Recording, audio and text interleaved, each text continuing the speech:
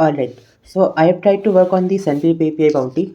For this project, I have used two data sources. One is the Sendgrid API data sources for sending emails through the Sendgrid API, and another is the track.ts data source, which is for tracking the status of those emails and logging those on us Google spreadsheet. Alright, so let me show you a demo of this app.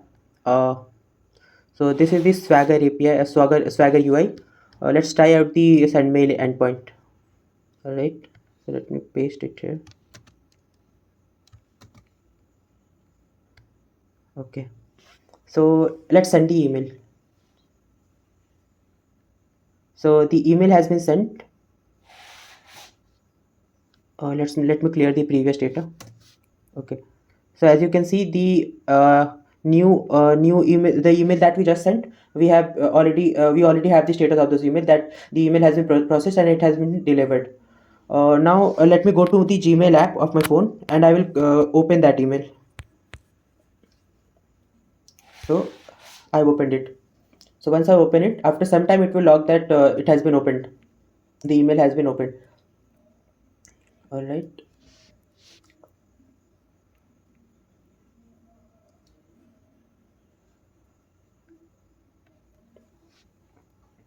Yeah. So as you can see, it has been logged that email has been opened, and uh, as you can see in the payload, I have inserted a link to the Google's website in the HTML section. So if I click the link in the email, so I have clicked it. So it will lead me to the Google website, and after some time it will log that the link has been clicked. All right. One more thing, if we give some fake email which doesn't exist, let's say this one, and try to send the email.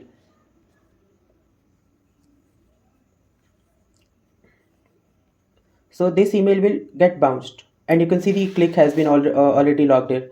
So when we try to send the email through a fake email, the email bounced.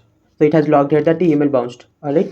So this was the demo of the app. Also, how I have implemented the tracking system for the emails. So for that, I have used the the Sendgrid webhook, webhook API. For that, how does that work? Is that it subscribe to the post URL which is set by us. Once we set the post URL, it whenever there is an event, that is if the email is delivered or bounced or clicked or opened, so it sends a request to the endpoint that we provide, and through that endpoint we can update the Google sheet. All right, that's all from my side. Thank you.